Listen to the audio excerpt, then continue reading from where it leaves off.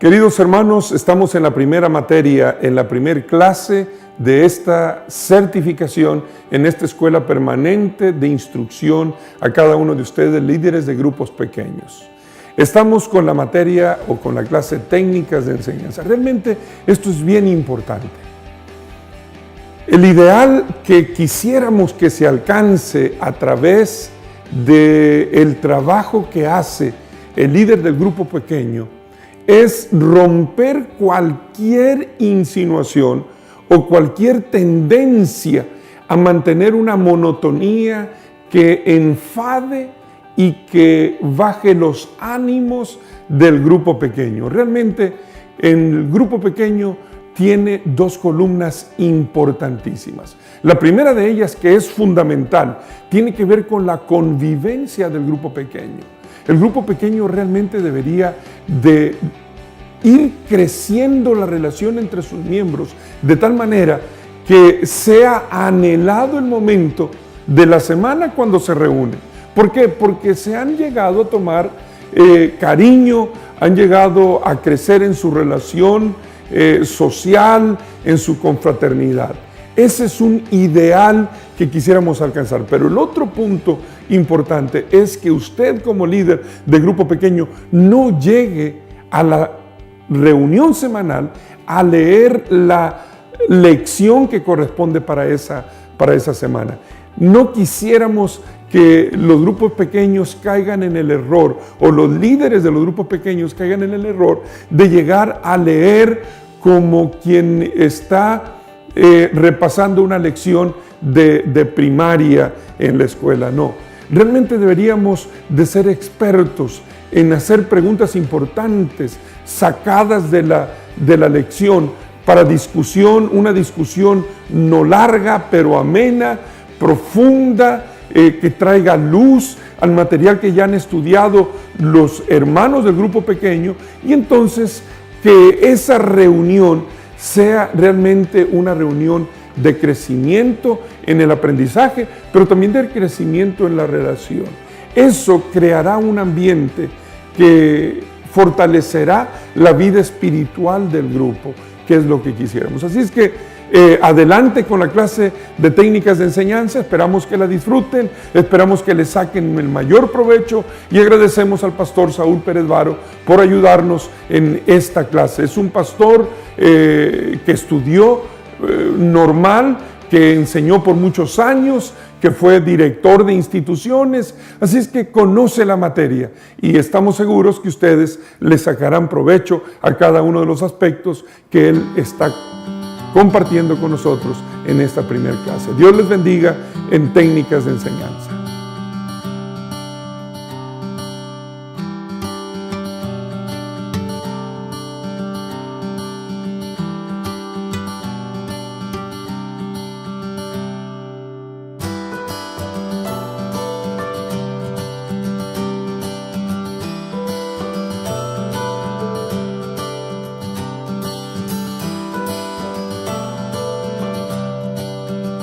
Un placer saludarte.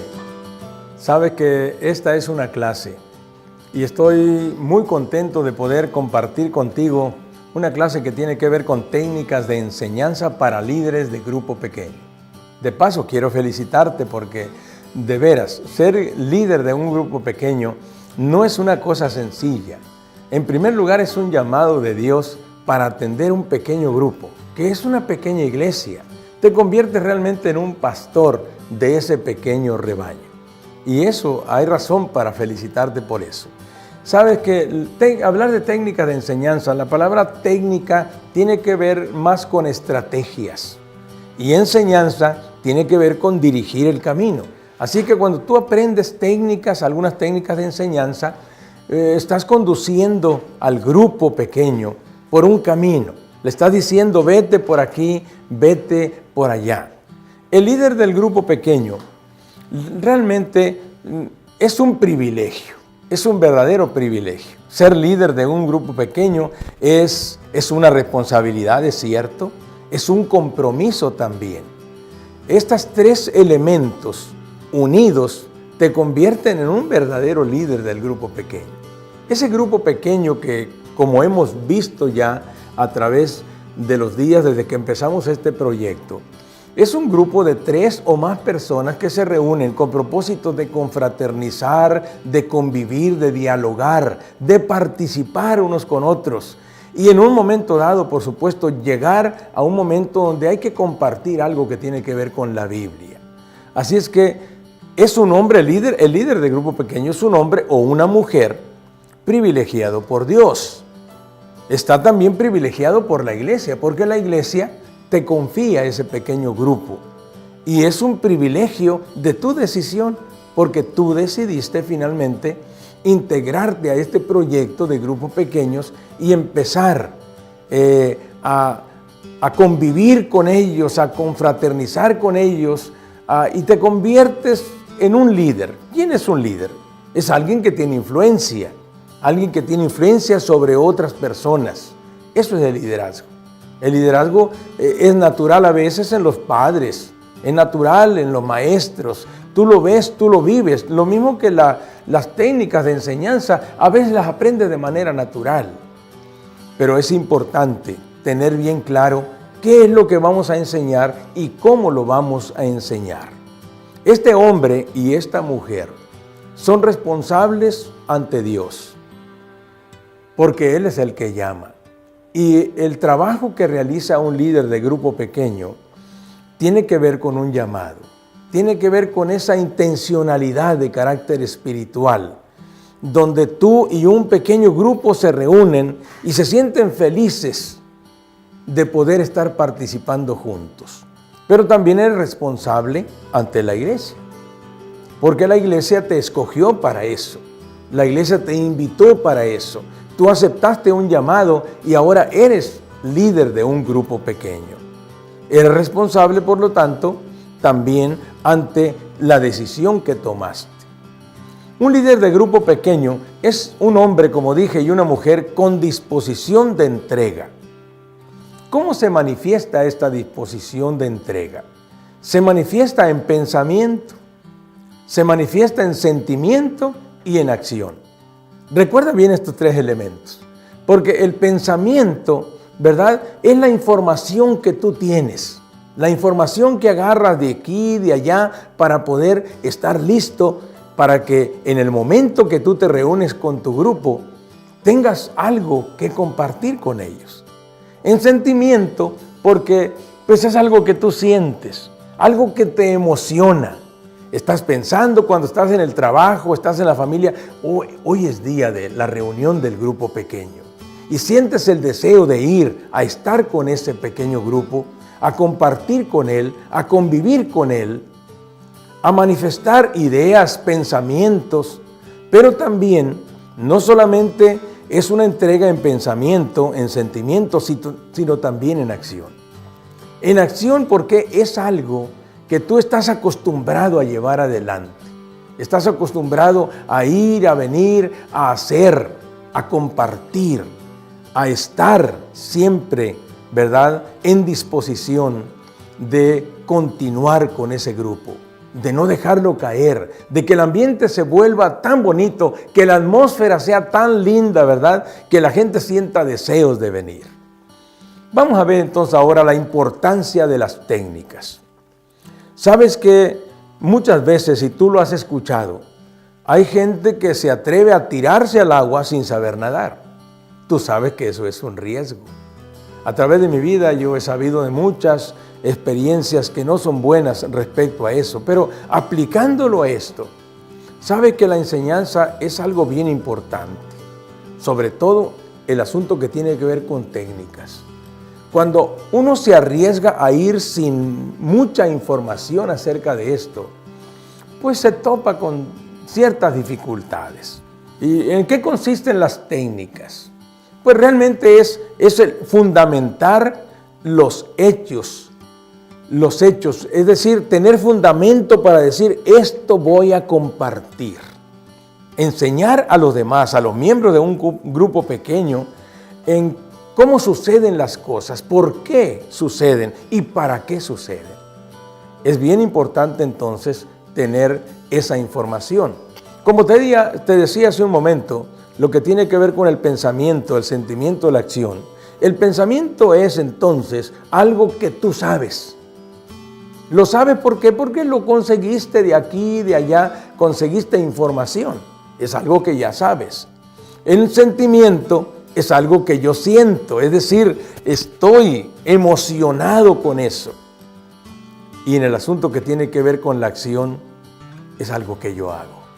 Qué importante es que lo que tú compartes, tú lo estés haciendo. Sabes que se trata de incentivar el deseo de aprender. Se trata de preparar algo para compartir. Se trata de planificar de manera sencilla y concreta lo que tú quieres que los demás aprendan y que tú lo has aprendido. Se trata, las técnicas de enseñanza, de diseñar algo que tiene que ver con, dicen los que saben, de didáctica, es decir, de poder darle a los demás, poner algo en los demás, darle directrices a los que te están escuchando. Y tú puedes, a través de este proceso, comprobar el aprendizaje. Porque tú le preguntas a los alumnos, a los miembros de tu grupo, ¿qué les pareció esto? ¿Qué aprendimos en esta mañana o en esta tarde, según el tiempo en que tú te reúnas con ellos? Y puedes comprobar el aprendizaje. Así que quiero compartir contigo algunas técnicas que tienen que ver con preguntas. También más adelante las vamos a ver. Y con adiestramiento de que puedas encontrar la preparación, encontrar la forma de poder hacerlo mejor como líder del grupo pequeño. Así que hay principios.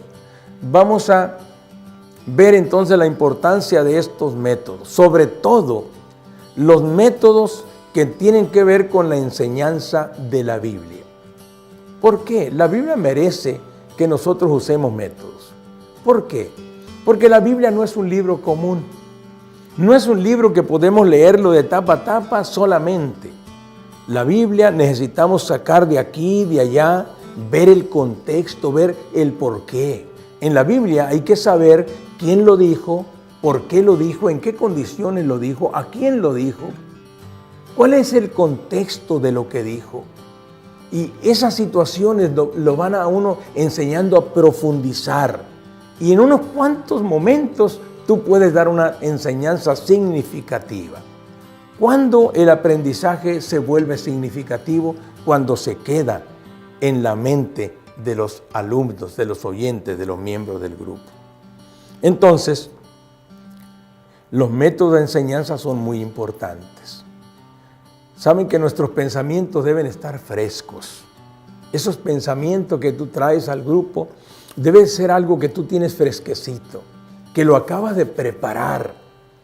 Sabes que a veces da pena ver que algunos maestros le tiran a los alumnos con trigo y del trigo se hace el pan.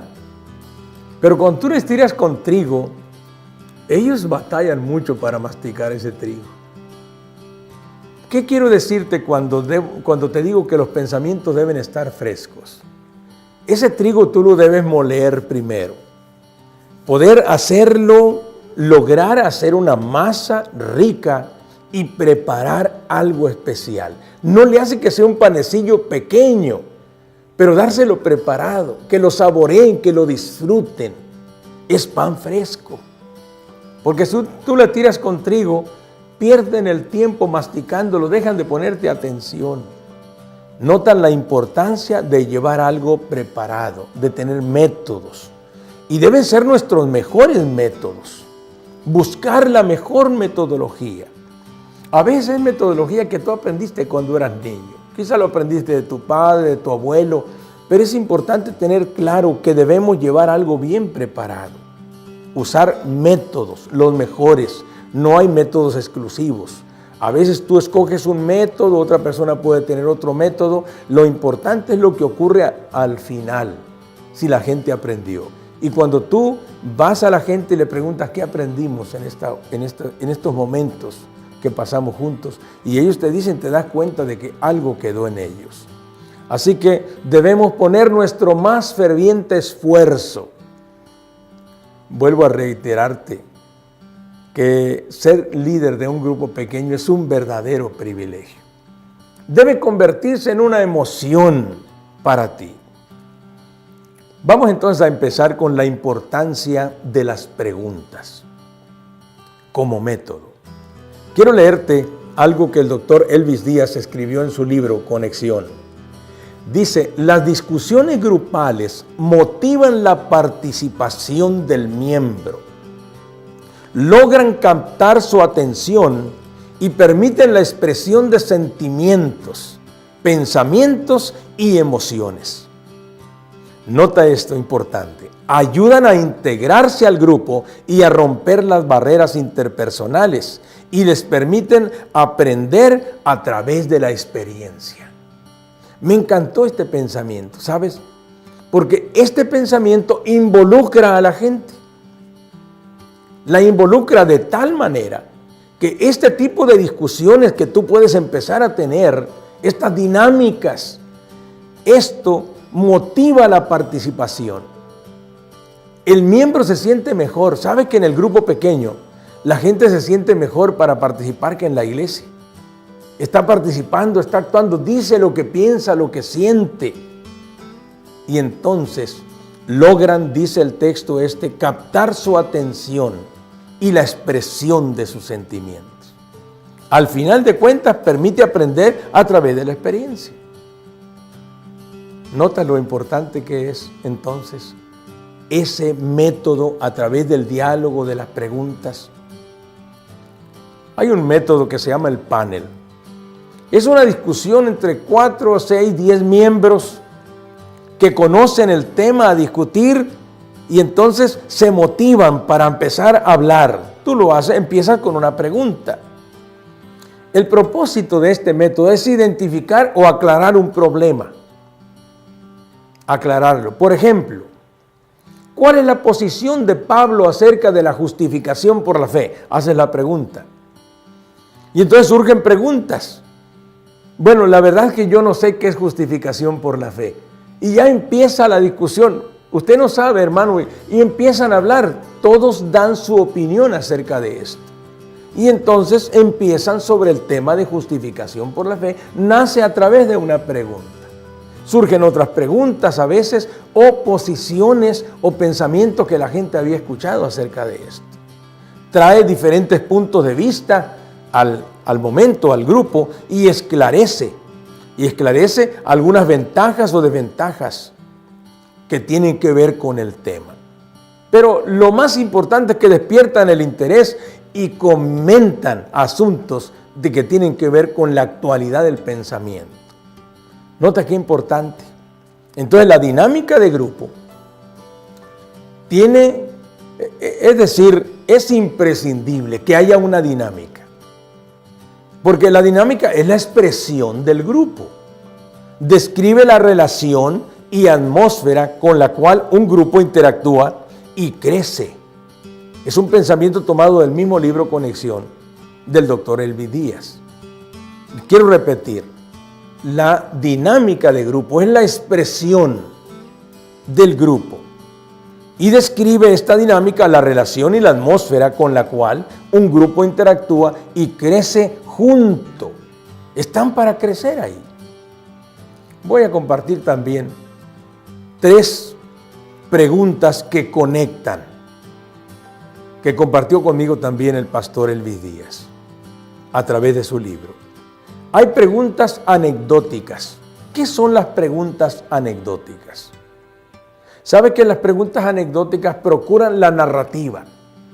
Tú le preguntas, oye, ¿cómo te fue de vacaciones? ¿Y qué va a hacer la persona? Te va a narrar, te va a explicar, algunos con detalles. Te va a explicar, te va a toda la información que él obtuvo de allá, las cosas que impactaron su vida en sus vacaciones, con una sola pregunta. Puede durar horas platicándote, porque estás provocando que él empiece a narrarte, te explique. Pero así como puede ser una pregunta acerca de sus vacaciones, puede ser preguntas acerca del grupo, de la iglesia. ¿Cómo te has sentido en el grupo en estos últimos meses que nos hemos reunido? Entonces, una pregunta que promueve que la persona te platique a ti su sentimiento, su sentir, te platique. Puede ser que esté emocionado con el grupo, puede ser que esté inconforme por alguna cosa, pero él te va a narrar cuál es su situación. Hay otras preguntas de posibilidad. Estas alientan a la posibilidad de que ocurra. Un ejemplo, ¿qué pasaría si nosotros oráramos como Daniel oró? Y entonces la gente empieza a hablar, estás despertando el interés. Y algunos levantan la mano y empiezan, ay, pastor, nos convertiríamos, o al líder, a ti te dicen, nos convertiríamos en personas muy espirituales. Porque a Daniel le dio unos resultados extraordinarios, mantenerse de parte de sus convicciones. Y fue castigado por orar 3 veces al día. Fue acusado, fue llevado al foso de los leones. Y miren los resultados. Un hombre extraordinario que quedó escrito no solamente en los libros, en la Biblia, y tantos libros que se han escrito de eso, sino en los libros del cielo. ¿Qué pasaría si nosotros oráramos como Daniel? Y esto provoca la reflexión, alienta la posibilidad de que lo mismo que ocurrió con él puede ocurrir en mi vida también. Hay otro tipo de preguntas, las preguntas retóricas. Estas preguntas quizás no se contestan, pero sí te invitan a que tú reflexiones, a que tú te pongas a pensar, te pongas a reflexionar. Cuando lees un texto de la Biblia o les lees un texto de la Biblia y tú les dices, ¿hasta cuándo Dios va a seguir llamándonos? ¿Cuánto más tendrá Dios que esperar para que nosotros respondamos a su llamado? Y quizás no son preguntas que tenga que responder cada uno, sino que se pone a reflexionar. Lo invitas a la reflexión, lo invitas a que se ponga a pensar realmente qué está pasando conmigo. Quiero también compartirte que existen preguntas cerradas y preguntas abiertas. Sabes que las preguntas cerradas solo tienen una corta respuesta. No promueven el diálogo. La respuesta es muy personal. Un ejemplo, ¿cómo estás? ¿Cuál sería la respuesta? Es una respuesta corta. Te van a decir bien o muy bien. Es una pregunta cerrada. Otra, cuando termina la reunión y tú le dices, oye, ¿vas a venir a la próxima reunión? Lo más probable es que te diga sí. Es una pregunta cerrada. Pero también hay preguntas abiertas. Las preguntas abiertas motivan el diálogo. Pueden ser respondidas por más de uno en el grupo. Pueden ser enriquecidas inclusive. Por ejemplo, ¿cómo escribirías tus sentimientos ante una experiencia como la de Daniel, como decíamos antes, en el foso de los leones? ¿Cómo describirías tus sentimientos? Entonces la gente hablar, pones abierta la pregunta, la lanzas. Ay, yo me sentiría así. Ay, yo tendría mucho miedo. Ay, yo pensaría así. Yo seguiría orando, qué sé yo, pero hay diferentes formas de responder. Y ya para cerrar con esta clase, quiero compartir y decirte, saber algo ya no es suficiente. Es preciso también saber enseñar. Es importante que compartamos lo que nosotros llevamos, lo que nosotros hemos aprendido. Por eso te dije al principio en pensamiento, sentimiento y acción, pensamiento, algo que yo sé, algo que yo siento y algo que yo hago. ¿Cómo, para finalizar, cómo aplicarlo? Te voy a decir 3 pasos bien sencillos. Diles lo que vas a decir cuando estés ante el grupo. Dile lo que vas a decir en unas cuantas palabras. ¿Saben? voy a compartir esto, le dices, y los dejas bien claro. Esto es lo que les voy a decir. Número 2, diles lo que dijiste que les ibas a decir. Ya lo acabas de decir, entonces diles eso. Esto es el desarrollo. Lo primero es la introducción. Lo segundo es el desarrollo de eso que dijiste que ibas a decir. Y lo tercero, retroalimenta lo que dijiste que dirías y lo dijiste. Es tan sencillo como eso. Retroalimentar y se empieza, a ver, empezamos con esto, lo repasas, lo dices y se los dejas caer de nuevo. Esto sería la conclusión. Deseo que Dios te bendiga y que Dios te use como líder. Tú has sido llamado por Dios y necesitas hacerlo mejor en este precioso proyecto de carácter divino que tiene que ver con los grupos pequeños. Que Dios te bendiga.